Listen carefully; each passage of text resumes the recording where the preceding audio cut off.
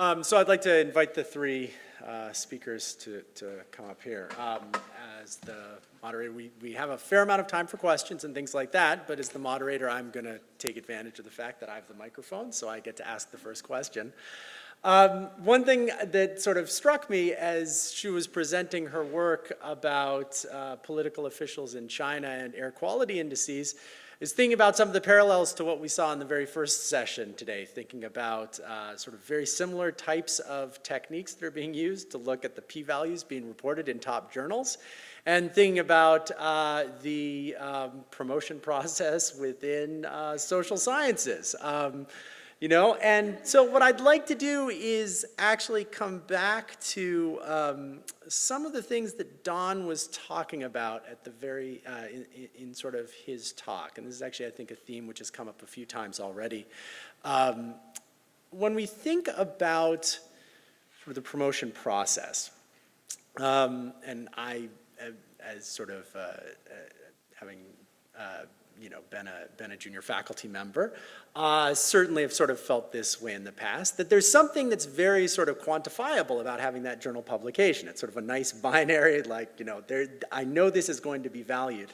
Whereas I think a lot of the, you know, a lot of the other things that we've been talking about today, sort of, you know, being, you know, potentially viewed as important in your field, you know, having data that other people are using, you know, getting those additional sites on your publications are certainly important parts of the promotion process, but they're a little bit more difficult to sort of quantify as sort of what, you know, what is that benefit? Is that going to be rewarded?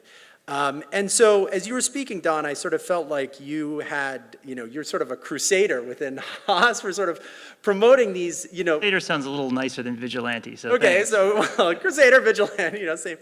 But I'm actually curious both for the, you know, members of the panel, but also for sort of other, you know, senior faculty in the room.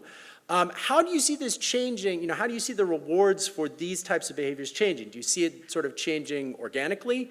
Do you see there's, you know, just as we've seen sort of a big shift toward open access journals, are we going to see sort of a big shift toward these being an important element of the promotion process in the future? I'm wondering whether this would be, you know, provide helpful guidance for, you know, the graduate students or sort of the other junior faculty in the room. Certainly hope so. Sessions like this one are important in raising the awareness of these issues and helping us appreciate the additional credibility that researchers deserve for engaging in good practice, for producing replicable, cumulative research that moves our field forward. I mean, we are realizing that what we have had before, what has filled our journal, certainly in psychology, is not the confirmatory tests that they have masqueraded as. The p-values don't make sense because they have emerged from a process of multiple comparisons in which researchers have decided what to present in their papers after looking at lots of different tests and presenting those that are most significant, most interesting, and most interpretable. Changes we're talking about introduce a great deal more rigor that should give us a whole lot more faith in published results. As those sorts of results start emerging from the literature, we should reward researchers doing that excellent work. They will be more influential and they ought to be promoted. Yeah, I should say, this being the end of the day, it makes sense to expand our inclusion to other presenters and broaden the topics. So let me just say one thing quickly. I mean, I think you sort of hinted at this, but the higher ups, starting, you know, at the government funding agencies and administration and tenured faculty and so on, we need to not abdicate our responsibility for scholarship, which we have been doing. I mean, judging people by simple metrics as number of papers or things like that, that we don't even evaluate, that someone else evaluated, is abdicating our responsibilities for, you know, trying to reward good scholarship and good work. And what we need to do is to break, I mean, the system is broken, is just completely broken with how, certainly in my area, I've seen this in some departments here and in many departments elsewhere and in other countries. I mean, there are places where, you know, your salary depends on the impact factor of the journals where you publish, even if it gets retracted. So, so I mean, it's just the system needs to be completely overthrown. We need a revolutionary, and we need more. Better incentives. Yeah. Yeah, I completely agree that the burden is on the people with power and status and leverage to make the changes. But if you're not one of those people and you're wondering what you can do, I just want to say, you know, Don talked about what he says in his reviews and talking about being a thorn in the side of editors, but that is how change happens. I think by having reviewers point these things out, put pressure on the journals and the societies, show this is what you want, then I think the journals and societies will have to listen. And, you know, I think that has an impact when it's coming from the constituencies that these journals are supposed to be answering to. I also think another thing you can do is vote with your submission. So when you have a manuscript that you're proud of, that you think is good, submit it to a journal that you think is doing the right thing. And that will affect, you know, journals are obsessed with their submission rates. If they see their submissions going down and the journals that are making these changes see their submissions going up, that will make things change. One more thought. I failed to mention that the role I play in reviewing for granting agencies. So I realized that the grant application is basically a pre-registration plan, and started encouraging granting agencies to publicly post all submissions, also to require the researchers to adhere to good practice to post the results of the studies they conduct with the grant money. If the study's worth funding, it's worth doing right, and it's worth sharing, regardless of what the consequences are.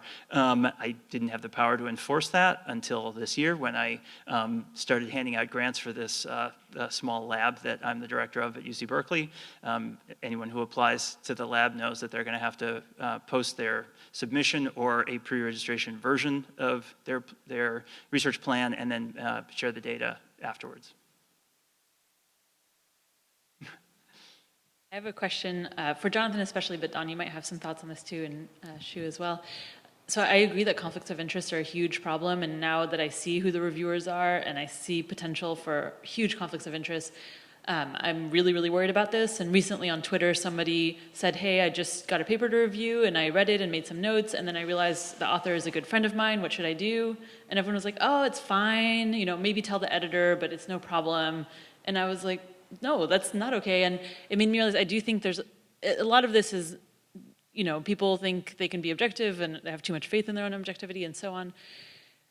So some people have proposed open review, either posting the content of the review or the reviewer's identity or both or one or the other. And I have mixed feelings about that, especially because we rely so heavily on junior people as reviewers. And so I'm wondering what you think and if you think there's some way to resolve that tension. Yeah, I mean, I haven't figured out a way to resolve that tension. I mean, I think as, again, a default, I would appreciate if the default was open review and that we then worked backwards from that and said, here are the risks, especially, you know, retaliation against junior people or something to that effect. How can we mitigate those risks or figure out ways to deal with it? And it may be that we can't. I don't know. I mean, I think that you can still do some things without publishing completely openly the names of the reviewers, and I mean there has been discussion of registries and, you know, it's sort of like with clinical trials and with human subject data that there would be, journals would be putting the information in some registry that you could study the big data aspect of it and look for patterns like you're talking about, but not necessarily disclose the actual identities. So, you know, it's a little, you know, like someone was saying before, many people think you can identify the reviewer and usually they're wrong. And so, you know, it probably varies between fields, the size of the field. But I mean, I think it's a disclosure in general, however, is really important. And now, I mean, if a reporter asks me a question, I send them to my disclosure page as much as I can if I remember to do it. If I get asked to review a paper or a grant, I say, look, here is my, you know, list I sometimes send that's crazy NSF conflict of interest list. Like I can think I can be objective about some of these things, but I say, look, yeah, I want you to be involved in this. I don't want to just say that, oh, sure, I can make a comment about a friend's piece of work, and I do think we need to be more public about it. I really think people need to post this somewhere as much as they can think would be relevant conflicts, and put that linked to some unique identifier. And I'll just give one example of this, not to pick per se on Erich Lander, but there was a recent paper about this CRISPR story, this new method of genetically modifying organisms, for which Erich Lander, who's the head of the Broad Institute, wrote a history of the CRISPR field for a journal, and did not disclose in his publication that his institute is involved in a lawsuit that might bring them $1 billion or billions of dollars for the patent associated with this. And conveniently, his paper left out the contributions in many ways of the person that their institute is fighting against. And whatever you think of that, they say that Lander disclosed his potential conflicts of interest to the journal editors, but they were not presented to the community. And I think we need to be public about these things rather than secretive about these things. I've probably already tarred myself as radical, but I'd come out strongly on the pro-disclosure side. I think the default should be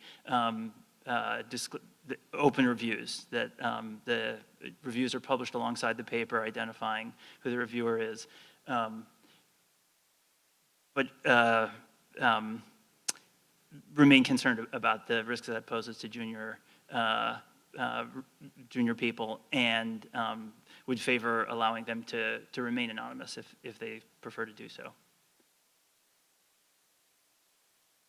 So, I'm an econometrician, so most of my work is like theoretical models, so I don't deal with data too much. Earlier I noticed that there are these recent reforms that tells that researchers need to disclose all the specifications that they use when they play with their data. And I think one thing that's kind of related to that is this multiple testing issues. So you are doing like 20 or 100 specifications all at once, right? And if actually everything is fake, there's no effect at all, just by chance, if you do it 100 times, you will find 5 of the specifications that are giving you some like fakely interesting results. So, I don't know. So, I think from the probably that's another push, but from the view from econometricians, probably pushing more toward this multiple testing point of view is very important for enforcing this reproducibility of the research. Yeah. I'm very interested in this idea of formalizing different ways of looking at job candidates' materials, and I was wondering if you could say a little bit more about maybe some of the things that you've learned throughout this process and how people have reacted to it. Like, is that information typically consistent with other indicators of quality in an applicant's profile? It is weakly correlated. So some people pass the P-curve analysis who do research that many of my more skeptical colleagues, Leif Nelson is my next door neighbor, they look at me and shake their heads and wonder how the hell this person got through the P-curve screen. So it is an imperfect tool, especially for junior people with thin publication records where you have a small number of p-values to analyze. How do my other colleagues react? With annoyance. So especially when I say about their favorite candidate, this person's P-curve looks terrible, I will veto their inclusion on the short list. They assume that I have it in for them, and that I'm doing it just to piss them off. So I can't report that it is a smooth or flawless process. I think it's better than not doing it.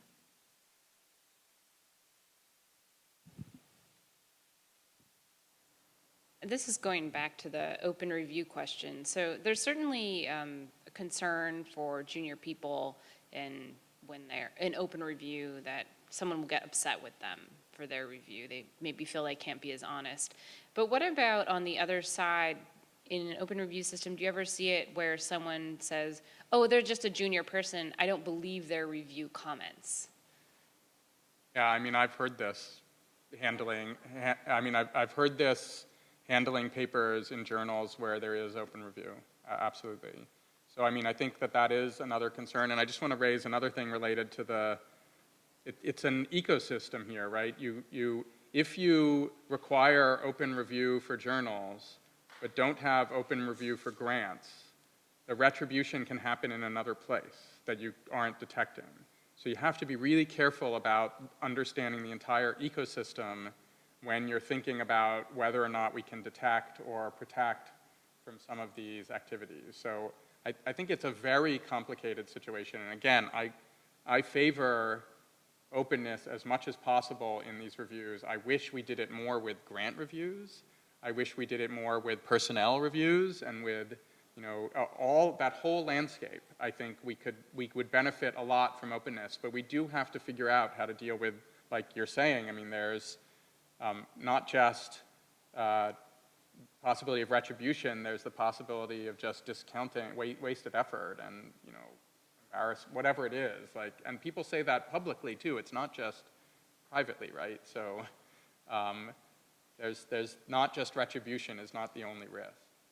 In thinking about changes to the status quo, however, I'm cognizant of the fact that we're focusing on the risks of change and not the risks of failure to change. So there's certainly upsides to junior people of posting their reviews. The junior people are the ones who often work the hardest on the reviews, whose reviews are most detailed and most thoughtful.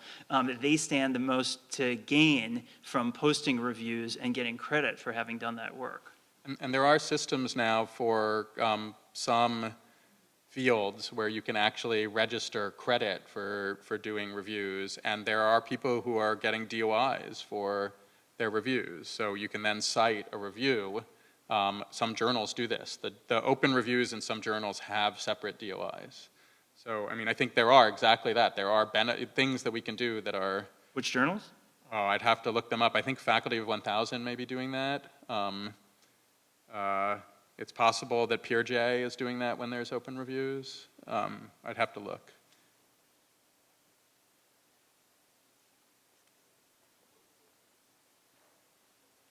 Continue on that point for a second. I'm a librarian here at UC Davis, so I know that there's a big crisis in journal publishing, and I see that there's more and more journals, both open access journals and for-profit journals every year coming out. Seems to me that we need other ways, like you're saying, to encourage sort of a critical readership of these journals, but there's a lot of social and economic reasons why that's not happening, because you could get credit for doing a review, but rather be doing your own research and publishing someplace. So in fields like history, being someone that can turn over a conception of something and, revisit a situation and show that common thinking was wrong is really important. But I wonder in the quantitative sort of social sciences if they have that same impulse now with so many journals and, people trying to always put the new in front of people rather than the review. It has always been thus, especially at high status journals. So it's not just the new upstart for-profit journals that are looking for the exciting revolutionary, surprising finding. Science and Nature are notorious for publishing non-reproducible results because they're looking for the surprising gee whiz result. Yeah, just one thing related not to social sciences, but you know, in theory, in most scholarly evaluations, there's three parts, right? There's research, service, and teaching. And in the service component, which of course frequently gets ignored in some places, but in the service component, reviewing papers and being an editor at a journal or such things is one of the things that is mentioned. But it's very nebulous. And certainly not quantitative, and it's very hard to evaluate people other than that they say they're a reviewer for this or an editor for that. And again, the more that you can get a DOI for something and the more open that is, the easier it is to get credit for those activities. Not, again, the established people handling the review need to make sure it counts. But having a system where you can potentially get credit will help with some of that, I think, with getting, you know, at least maybe more people to do reviews, right? I mean, the big, like someone mentioned before, the big problem is getting reviews of publications. I mean, it's one of the hardest things to do at most journals.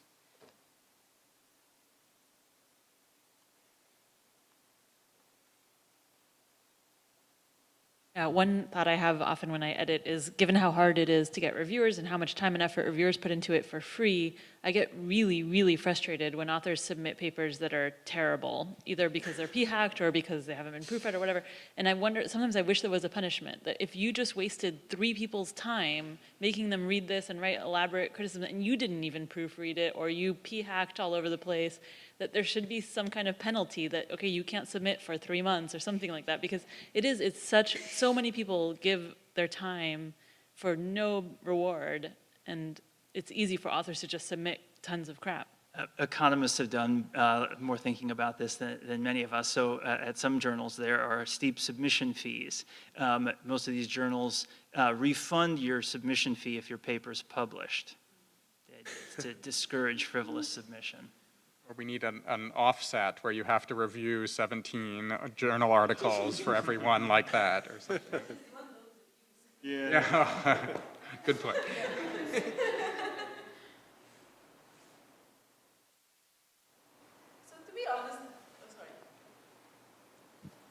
I like anonymous reviews. I mean, I don't know how I feel about As a open reviewer review. or as a writer? Reviewer.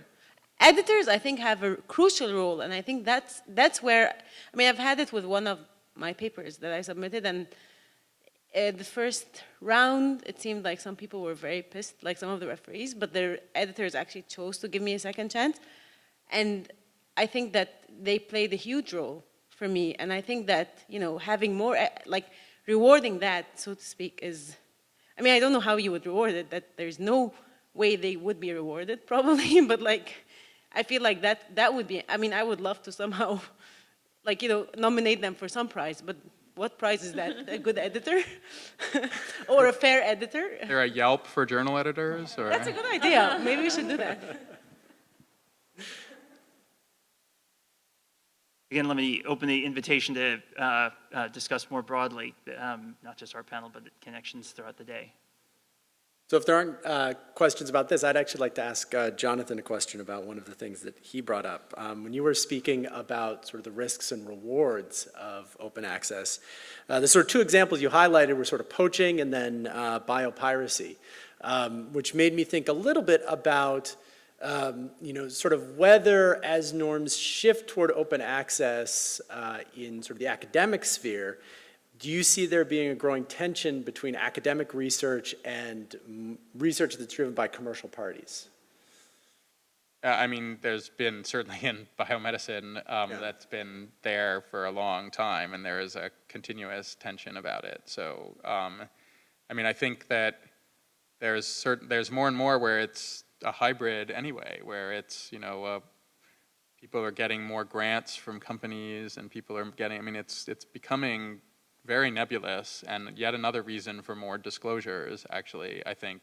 And I don't really know what I mean, like this deal with openness, so I'll just give you an example. We had a contract in my lab from a private company to do some research that was, mostly for them to get some data, basically for them, on genome sequence data.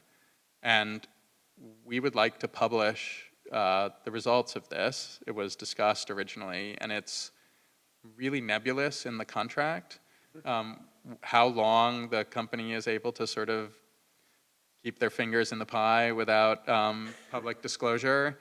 And we've been, we haven't been pushing anything, but I think in retrospect, I'm unlikely to do one of these again, because it's just been hard for anybody involved in the project to be able to tell anyone what they did.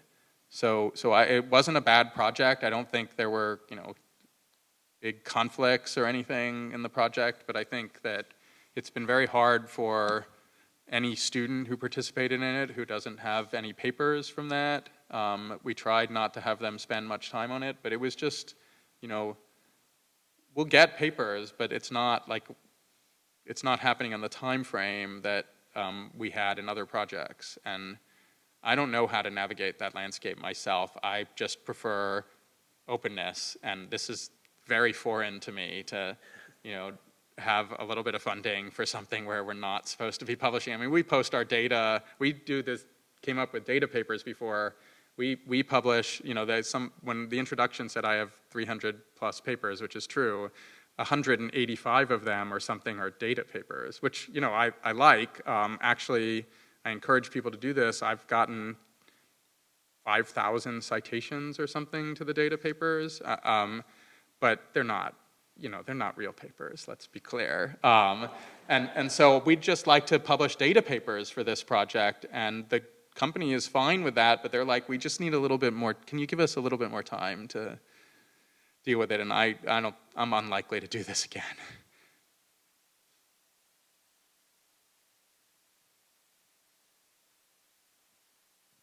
I have, I guess, just sort of one point, and then I think a question getting back to this issue of junior folks, and one is that one of the things, and those of us in political science remember that we have come under scrutiny about public funding for political science research. The Congress doesn't like it a whole lot, and they've tried really hard to stop it.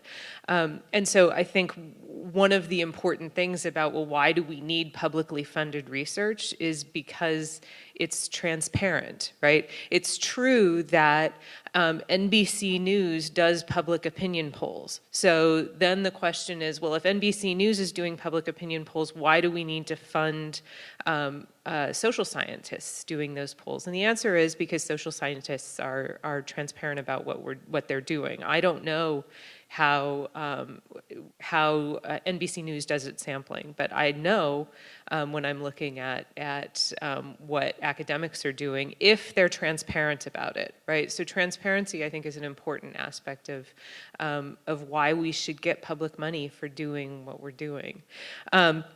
I think related to that, though, I mean, this question of openness and the fear that junior people or even graduate students have is one that I really struggle with, and partly because I worry how much we are concerned about the perception of nastiness that's going to happen to junior people. And I do think it's important that if you can help junior people not be so terrified of this whole process, that's fine. But I think one of the issues here is that the whole process seems a lot scarier than it really is. I mean, one of the things that I've learned from being a journal editor is that the vast majority of reviewers write really helpful and frankly kind reviews, right? And that was a surprise to me coming in as an author of papers, because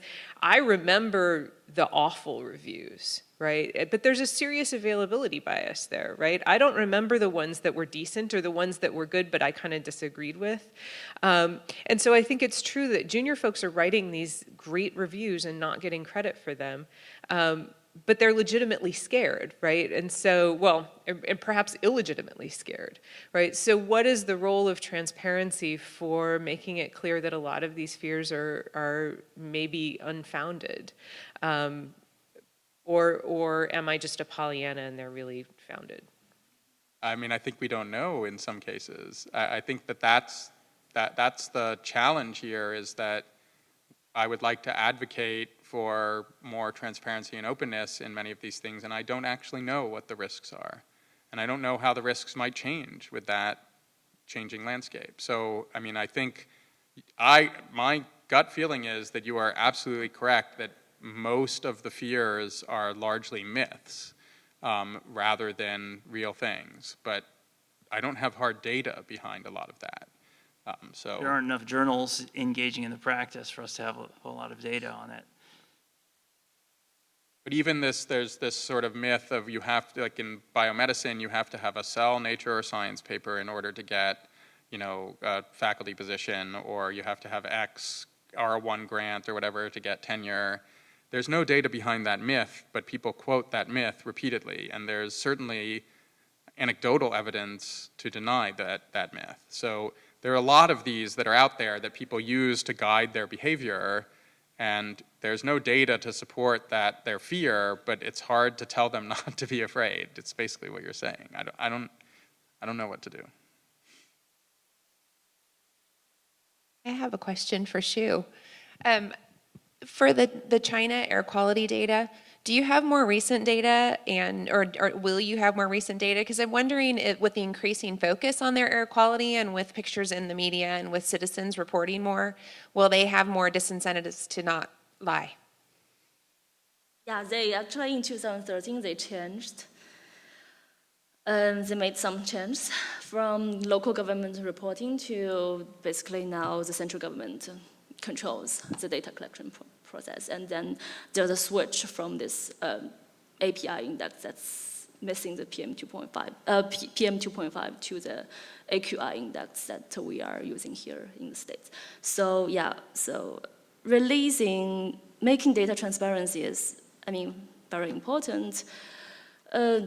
Probably in the beginning, I don't know, you will find some manipulations, but in the long run, right, if you encourage publicizing all the data, and people know that there's a risk associated with manipulation, and there will be a better behavior in the long run. So, can I ask you a question too? So, have you done a similar analysis of U.S. data?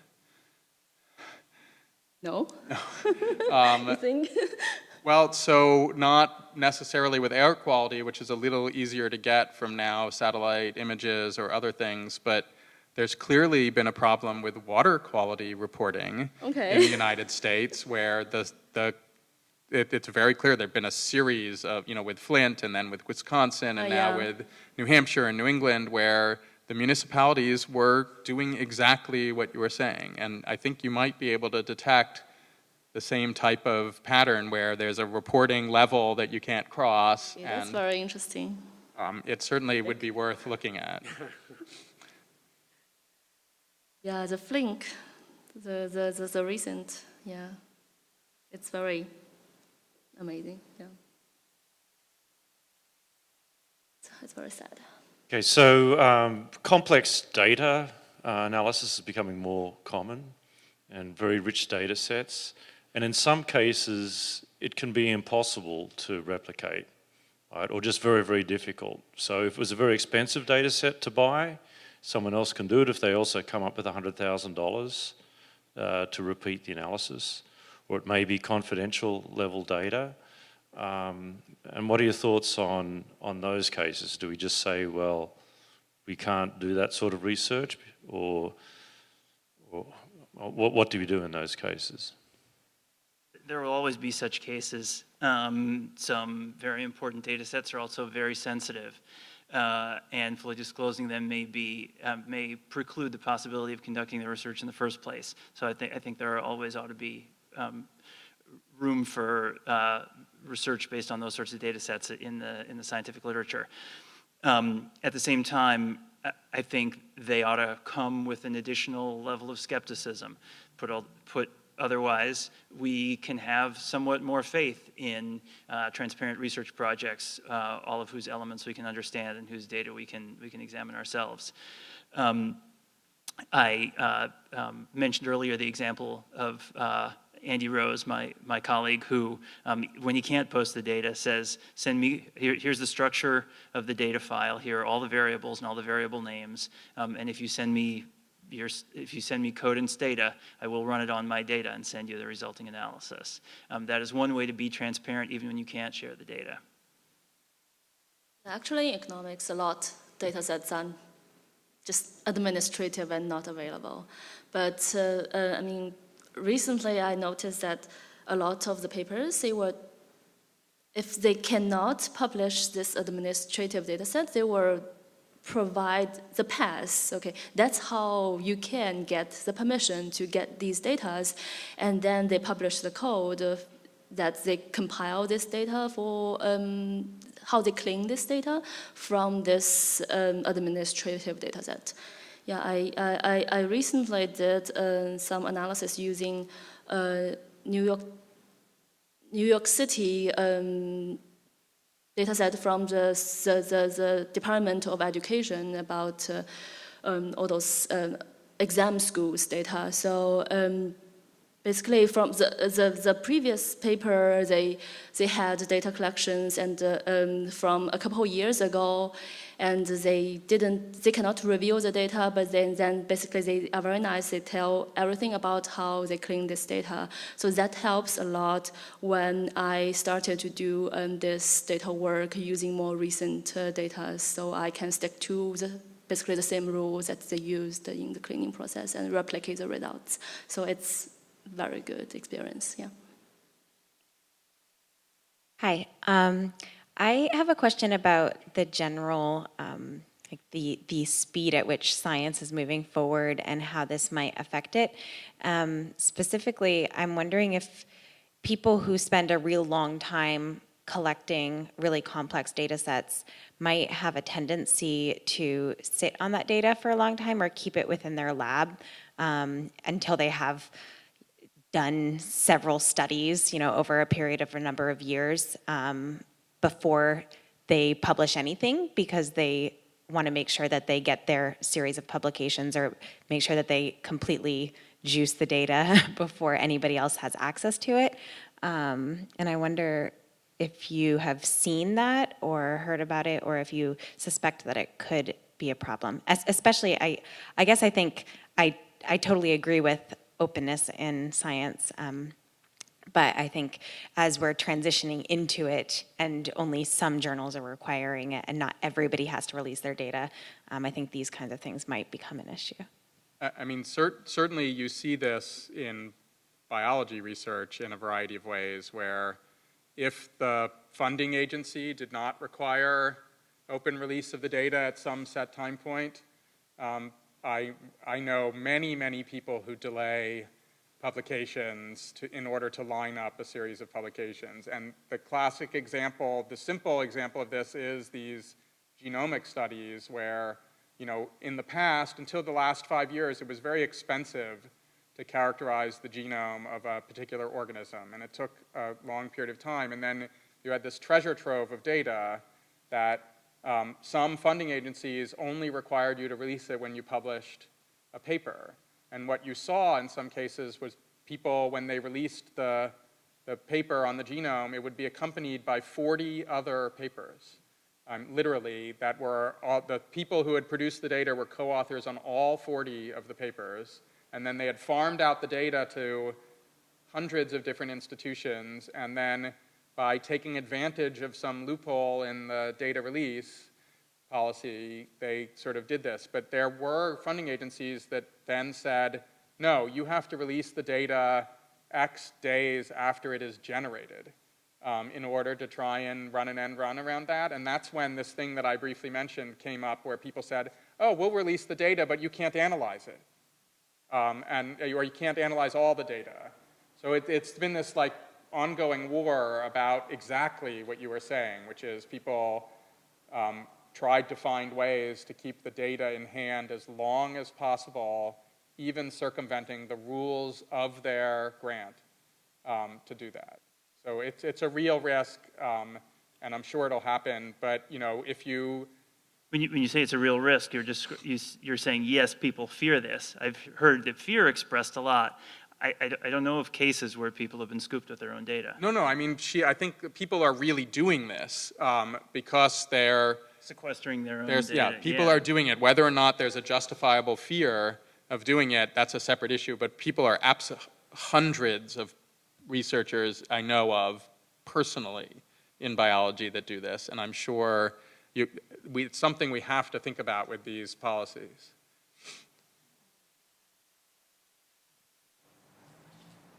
Yeah, I think we should be a little bit sympathetic to people who are afraid of this. I think it's normal and human, and I think there are baby steps we can take to make ourselves more comfortable with this. And I do this kind of research where it takes us several years to collect a data set. And one of my fears as we push for more openness is that we're going to disincentivize that kind of data. And in psychology, a new tool is MTurk. You can put a study online and get a large sample within a day. And so if people are worried that they're going to get scooped and they feel that they have to post their data, they might not do the kind of research that takes several years to collect the data. So even if that fear is unjustified, I think we need to worry about the fact that people have this fear. One solution, I think, is what we talked about in the editors panel, where you only publish the variables that were included in your paper. So that's what my lab is doing. I completely agree that the fear of being scooped is irrational. I still have it. I can't quite get over it. So what we're doing is we're publishing the variables that we've used so far. We're preparing the full data set, and we'll post it at some point, and I'm not sure when, and I'm really trying to push myself and our lab to try to get comfortable with that and just put it up. But it's scary and hard, and I think if we're moving in that direction, if we agree with the values and we're trying to push ourselves to get there, that's a good balance, I think, especially because if we go too far too fast, people might stop collecting those data, and I think that would be a shame. And the more we develop rewards for doing this, the better, because then it's a win-win situation as opposed to what has been the stick approach, which is not generally productive. Quick note, I think the American Psychological Association has a policy that if you publish off someone else's data set, they get a right to first refusal of co-authorship. Just to get back to a topic that came up a moment before, and I was a little surprised didn't come up on our editors panel. It was how we deal with restricted access data sets. The American Journal of Political Science gets more than a handful, but not that many submissions that use confidential data or data that have access restrictions on them. And one of the things that we've been able to do with our confirmation verification process is convince many of the authors who use restricted access data sets to have their data owners provide the analysis data set to the Odom Institute with the agreement that it'll remain confidential there and that the data set will be deleted after the verification has taken place. So in all but, I believe, 2 instances so far, even restricted access data sets have gone through the verification process. So at least we can say, we verified this is, we can reproduce the data here. We do have a requirement that authors have to provide instructions on how interested researchers could gain access to the data if they wanted to. Sometimes that involves substantial fees as well, but unfortunately most of the time there's no way of getting around that. We do not let authors say, never will you have access to this. There was, actually shortly after I became editor, there was one piece that involved data from the National Bank of Italy, I believe, and there was no guarantee they would ever provide the data to anybody, and I just said, no, we can't take this. So we do require the ability to access, whether or not people actually take that. One of the strange things that happened to us that I didn't anticipate were the instances where a paper would go through the entire review process. I would accept it conditionally for publication and then tell the author that, okay, we have to get the replication materials and verify it. And the author would come back and say, well, I'm sorry, I can't give you the data. And my response is, why didn't you tell me at the outset? And so what we've now done is change the submission process where after the author submits a paper and they get the automatic response from our workflow management system, editorial manager, there's a checkbox that says either I will comply fully with the American Journal of Political Science replication policy, or manuscript doesn't use any empirical data, so there's no reason for me to worry about the replication policy, or I request an exemption and here it is. And so what we do for those who request an exemption, if we cannot work out a situation such as getting verification data that we can send to the Odum Institute, I include that in the message to the referees. Be aware that this is a case where the author says that it will be impossible to obtain the replication data here, with the assumption that the referees are going to take this into account when they make their recommendation with respect to the manuscript. So it's an interesting issue. The problems develop. So, are there any final questions? All right, I'm going to throw in the very last question. Hold up the wine and cheese just for a little bit. So here we are in 2016. Suppose we reconvene this in 2021. What will we be talking about then? I'd be interested to hear predictions from, obviously you three are unfortunately sitting up here, so I'll ask for your predictions, but I'm also interested in if anyone who sat on any of the other panels would like to share their predictions about where we'd be. In answering that, I will channel inspiration from Brian Nosek, whose talk, The Path to Scientific Nirvana, was one of the most inspiring I've ever seen, where he first highlighted some of the problems with for-profit journal publishing that I noted earlier, asked the question, why do we need journals? Why don't we just post all of our papers to some online forum like SSRN, or like in physics they have Archive? And then you need quality filters, right? So there will still be special interest groups, so you can have the science interest group, the Journal of Personality and Social Psychology interest group that reviews relevant papers, and if they make the quality and topicality threshold, then they go out on the list to people who are interested in that topic and journal type. And then Brian went on to ask the radical question, which maybe we'll be asking in 5 years, why do we need papers? We're working collectively on a cumulative body of knowledge. Can't we be collaborating on some master document, Wikipedia style, where we track individual contributions to that collective body of knowledge, but it's basically a huge open source document that we're all contributing to? Maybe someday. I don't think you can top that, but Yeah, no, I think that's a great note to end on. So please join me in thanking the presenters for this panel and also the presenters for the rest of the day.